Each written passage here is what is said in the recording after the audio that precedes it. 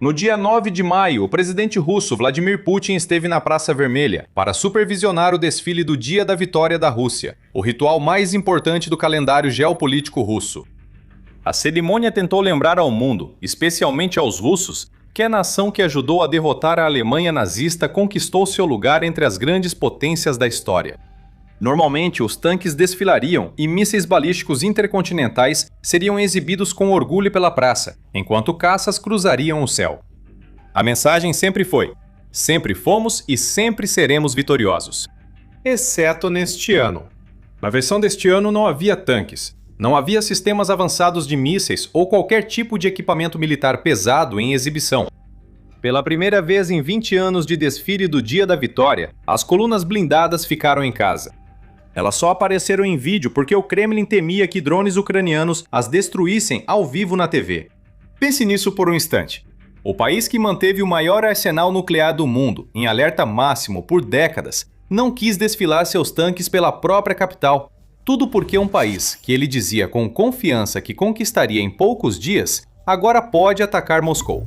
4 anos atrás, as tropas de Putin avançaram para Kiev com uniformes de gala nas mochilas, esperando um desfile da vitória na capital ucraniana em uma semana. Hoje, é Putin que não pode fazer seu desfile. A ausência de tanques na Praça Vermelha é só o sintoma mais visível de algo mais profundo. Neste momento, por trás da fachada da TV estatal e das fotos encenadas, algo está se rompendo no sistema russo e no Kremlin. A elite está desiludida, o público está irritado e a economia está ruindo. E Vladimir Putin, o homem cuja ambição cega começou tudo isso, está cada vez mais isolado, cada vez mais enganado e cada vez mais incapaz de parar o que colocou em movimento.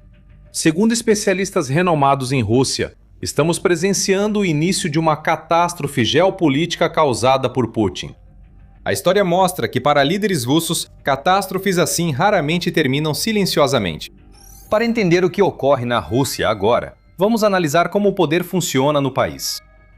Segundo Robert Service, historiador britânico especializado em União Soviética, a legitimidade política russa não se baseia em eleições ou normas constitucionais.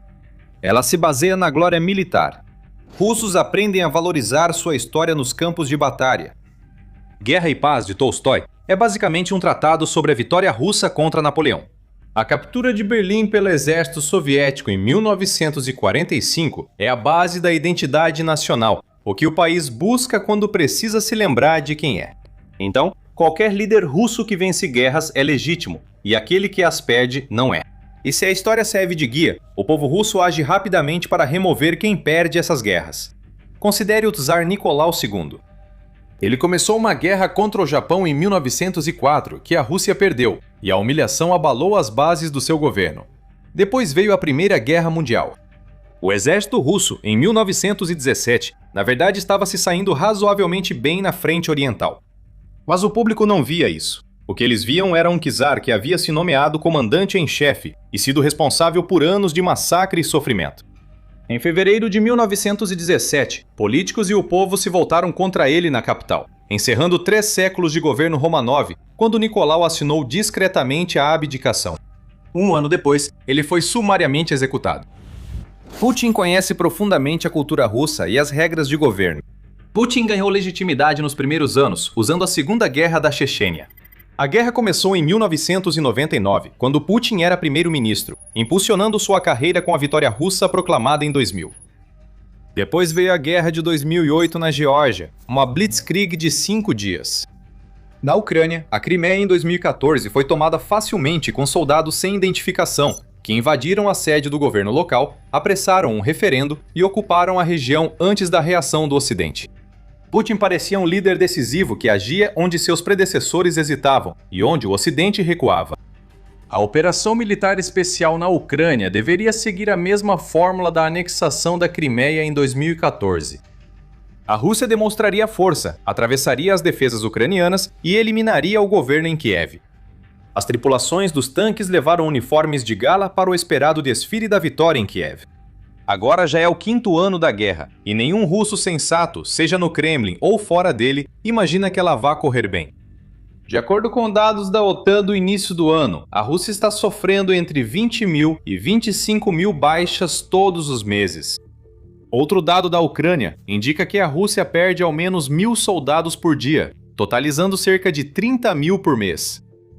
No total, estima-se que a Rússia já tenha sofrido mais de 1.200.000 baixas, com pelo menos 300 mil mortes. A deficiência de mão de obra causada pela guerra foi tão grave que, em novembro de 2025, Putin assinou uma lei permitindo que o Ministério da Defesa da Rússia realizasse o conscrição durante todo o ano, em vez das convocações sazonais, que eram a prática padrão. Já passamos por isso antes. Putin sabia o que enfrentava ao tentar uma mobilização parcial no outono de 2022. Centenas de milhares de homens russos deixaram o país para evitar a convocação. O conceito de um êxodo em massa nessas proporções foi muito embaraçoso para um governo que preza a imagem de unidade nacional e patriotismo. Assim, o governo passou a reprimir dissidências e opiniões que não mostrassem a Rússia como vencedora, e a nova lei de conscrição durante o ano todo será ainda pior. As primeiras mobilizações recrutaram principalmente pessoas de regiões pobres, áreas rurais e regiões de minorias étnicas, longe da capital. Nesses locais, o salário militar era visto como salvação, já que alguns dados indicavam que o valor anual somado aos bônus podia chegar a 4 vezes a média nacional. Foi um cálculo sombrio do Kremlin, que por um tempo manteve a guerra longe da mesa de jantar em Moscou. Esse contingente de recrutas está se esgotando, e o recrutamento pode atingir partes da sociedade russa antes protegidas. Jovens homens da classe urbana de Moscou e São Petersburgo que não querem ter nada a ver com esta guerra. Isso vai abalar o contrato social frágil que Putin manteve nos últimos 4 anos. Pagando impostos e seguindo a propaganda, a guerra não vai bater à sua porta. Os impostos aumentaram, a propaganda está diminuindo e a Ucrânia conseguiu, aos poucos, penetrar mais fundo no território da Rússia. Existe um aspecto militar ainda mais preocupante que as baixas, relacionado diretamente à forma como Putin toma decisões. Diversas fontes com acesso à liderança russa confirmaram que Putin disse ao seu círculo interno que acredita ser capaz de capturar toda a região de Donbass até o final de 2026. Assim como no começo da guerra, parece que Putin realmente acredita em sua afirmação. Oficiais de inteligência ucranianos têm outra explicação para ele acreditar nisso. Acreditam que seus generais mentem para ele, enviando relatórios falsos pela cadeia de comando e dizendo que a vitória está próxima. Esse fenômeno não é novo na cultura militar russa, mas é apenas uma continuação do que já vimos. Em 2024, comandantes foram removidos de seus cargos por fazerem o mesmo, mas é provável que eles não fossem os únicos e poderiam ter servido de bodes expiatórios para os verdadeiros falsificadores. Mesmo que muitos ao redor de Putin entendam a realidade da situação, não está claro o que o próprio Putin sabe e entende. Agora, a Rússia é liderada por alguém que toma decisões estratégicas com base em relatórios de inteligência falsos, cercado de subordinados com medo de contar a verdade, enquanto conduz uma guerra que consome 30 mil soldados por mês. Não surpreende que o desfile da vitória em 2026 tenha parecido tudo menos um desfile da vitória. Além das perdas militares, a economia e a sociedade da Rússia enfrentam pressão crescente. A economia civil está sufocada pelas prioridades de guerra há 4 anos, e a pressão se torna impossível de ignorar. Em 2026, houve aumento de impostos e inflação crescente. O governo está destinando cerca de 40% do orçamento para gastos de guerra. O país anunciou que espera um crescimento do PIB de apenas 0,4% este ano, contra a previsão mais otimista de 1,3%. O país também ficou sem trabalhadores, com uma taxa de desemprego de apenas 2,1%. Mas embora esse número pareça promissor em situações normais, é diferente para um país que esteve 4 anos em guerra. Um desemprego tão baixo indica que empresas russas não têm pessoas para contratar. Competindo entre si, as empresas anunciam salários mais altos, e esses custos são repassados ao consumidor, que é o cidadão russo. Assim, os trabalhadores russos ficam presos em um ciclo onde, nominalmente, ganham mais dinheiro por poderem escolher o emprego, mas acabam tendo que pagar mais para viver. As consequências sociais também aparecem nos dados. O Índice Geral de Felicidade da Rússia atingiu o menor nível em 15 anos em abril de 2026, segundo um instituto estatal. Curiosamente, a última vez que o índice esteve tão baixo foi quando Putin estava prestes a se tornar presidente pela segunda vez em 2011, substituindo seu vice, Medvedev. A aprovação de Putin caiu para o nível mais baixo desde o início da invasão em grande escala. Há a questão geopolítica na situação da Rússia e na falta de progresso, o que é uma faca de dois gumes para a sua economia. Antes de prosseguir, inscreva-se no The Military Show. Publicamos vídeos sobre os mais recentes desdobramentos militares, geopolítica e conflitos globais. O confronto de Donald Trump com o Irã, que levou ao bloqueio do Estreito de Hormuz, fez os Estados Unidos suspenderem parte das sanções para permitir à Rússia vender petróleo à Índia. Esse ganho acrescentou mais de 100 milhões de dólares por dia à arrecadação de impostos de Putin. Esse dinheiro compra armas, peças, tecnologia e, mais importante ainda, garante o apoio político contínuo da China. Mas 100 milhões de dólares por dia em receita de petróleo não reduzem a inflação. Quando Trump assumiu o poder, Putin acreditava que Trump ficaria totalmente do lado da Rússia. As negociações iniciais focaram em Trump tentando forçar a Ucrânia a aceitar um acordo para ceder território ocupado sem receber nada. Além de falhar, Trump também se retirou publicamente das negociações entre Rússia e Ucrânia. O primeiro ficou só com a China, e o segundo com grande parte da Europa Ocidental, que percebeu isso corretamente. A Ucrânia é o primeiro passo da Rússia para tentar recuperar territórios soviéticos perdidos no continente, e a Europa Ocidental avançou rapidamente com projetos colaborativos e doações militares. Então, qualquer influência que Putin achava que tinha com Trump agora se foi, enquanto a Ucrânia reduziu drasticamente sua dependência da assistência dos próprios Estados Unidos. Se a pressão econômica não derrubar a Rússia, a repressão à informação pode fazê-lo.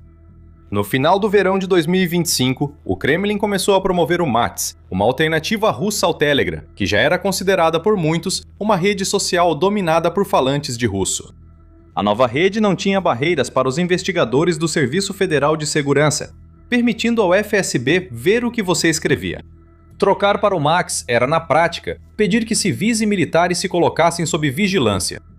A reação foi generalizada, com blogueiros de estratégia sugerindo que isso poderia levar ao colapso do comando da linha de frente por causa da falta de recursos básicos de segurança do aplicativo. Poucos meses após a promoção, o governo voltou atrás, citando a suposta falta de segurança como principal motivo. Uma fonte do Kremlin descreveu que as conversas durante os jantares no Kremlin eram dominadas por um único assunto: a internet. Eles sugeriram que, do jeito que a Rússia está indo, ela vai começar a se parecer mais com a Coreia do Norte. Isso se destaca, pois a Rússia tem tentado copiar o controle da internet da China na última década. A jornalista Ksenia Sobchak, filha de Anatoly Sobchak, ex-prefeito de São Petersburgo e primeiro mentor político de Putin, disse ao The Guardian acreditar que é só questão de tempo até as autoridades russas bloquearem todas as redes sociais ocidentais. Ao contrário da China, onde a internet é monitorada, mas funciona bem, a Rússia não consegue monitorar seus cidadãos, nem oferecer conexões estáveis. Por exemplo, empresas reclamaram que continuavam perdendo a conexão de banda larga, ao que o governo respondeu que estava tentando desligar o acesso à internet para alvos vitais a fim de melhorar a segurança, ou seja, torná-los menos suscetíveis ao rastreamento por drones. Independentemente do sucesso, esse parece ser o caminho desejado para os assuntos internos da Rússia, onde o espaço de informação ficará cada vez mais fechado e cada restrição provoca nova indignação. O público tentará contornar as restrições ou aderir à propaganda do governo, tornando a mídia e o sistema educacional mais militantes e similares ao regime soviético. Todos sabemos como isso acabou para os soviéticos. A imagem mais clara de como as coisas estão vem do círculo íntimo de Putin, onde os ventos da sorte mudaram de direção. O The Guardian, com base em entrevistas com pessoas próximas à liderança russa e autoridades, descreveu Putin como um líder isolado, cercado por uma elite que rapidamente se desilude. Eles não conspiram abertamente pela mudança de governo, pois não sobreviveriam a isso. Há discussões sobre a perda de confiança no atual líder russo, que está resultando na lenta degradação do regime autoritário do país. Putin aparentemente se tornou ciente da narrativa que circula sobre seu estado mental e suas capacidades de liderança. Um relatório de inteligência europeu, compartilhado com veículos no início de maio e supostamente feito por um país europeu, afirmou que as medidas de segurança em torno de Putin foram significativamente reforçadas desde março devido ao medo de uma possível conspiração ou tentativa de golpe, e sugeriram que o ex-ministro da Defesa, Sergei Shoigu, poderia surgir como uma ameaça.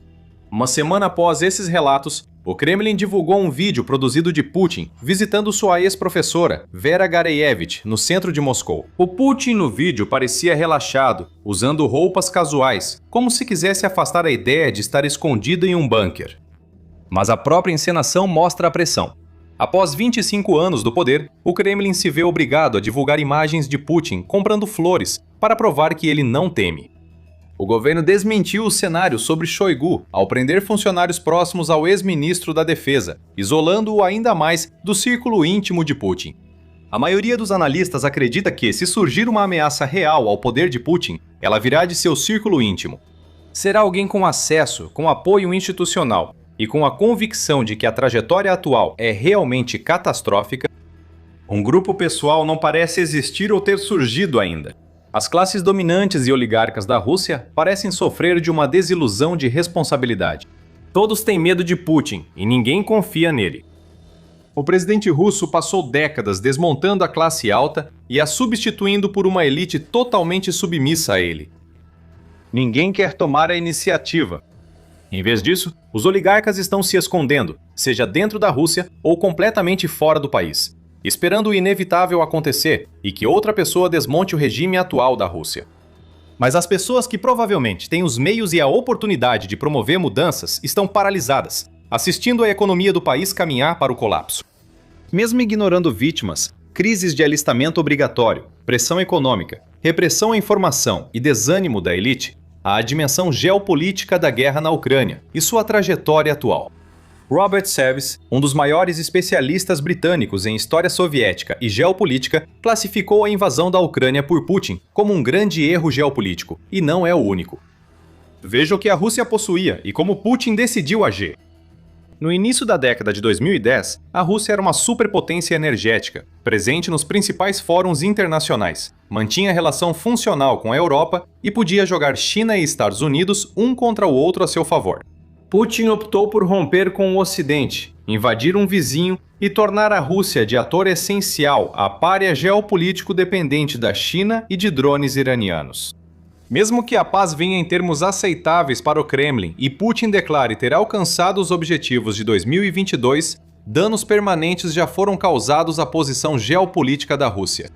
A OTAN incluiu Finlândia e Suécia, dobrando a fronteira terrestre com a Rússia e dificultando ainda mais o acesso naval russo no Mar Báltico. Os gastos com defesa na Europa explodiram, com países de todo o continente finalmente cumprindo a exigência da OTAN de 2% do PIB, enquanto sua maior economia prometeu chegar a 3,5% do PIB com esforços colaborativos e de infraestrutura. 4 anos após ataques de drones, mísseis e tanques, a Ucrânia virou uma força militar experiente, com fortes laços com a inteligência ocidental e indústrias de defesa. Por outro lado, a reputação militar da Rússia foi tão abalada que quase não há compradores para seus equipamentos, isso se ainda restar algo para vender. Lembre-se, já foi sugerido várias vezes que Putin via a Ucrânia só como o começo. No início da guerra, analistas previam que ele assumiria o controle de uma Ucrânia em colapso e depois enfrentaria a OTAN em 2025. Esse cronograma depois mudou para 2027 e então ficou vago, para algum momento nos próximos 2 anos após a guerra. Hoje, não se sabe se a Rússia conseguiria atacar outra nação. Independentemente da realidade, a agressividade de Putin não parece ter diminuído. Ele passou 25 anos construindo a imagem de restaurador da dignidade russa, enfrentando a hipocrisia ocidental, e agora, aos 73 anos, aparenta mais idade. A imagem está começando a rachar. O governante que trouxe estabilidade após os instáveis anos 1990 jogou esse legado fora. Então, onde isso vai acabar? Ninguém sabe a resposta, nem quem está mais próximo da liderança russa. A primavera de 2026 mostra que a guerra na Ucrânia deve seguir ao menos até o fim do ano. Enquanto isso, a Rússia vai precisar sobreviver a uma cascata de pressões internas, a perdas humanas que marcarão uma geração, a uma economia distorcida, a um espaço informacional blindado contra a realidade e a uma elite que senta à mesa de jantar discutindo quanto a Rússia se parece com a Coreia do Norte.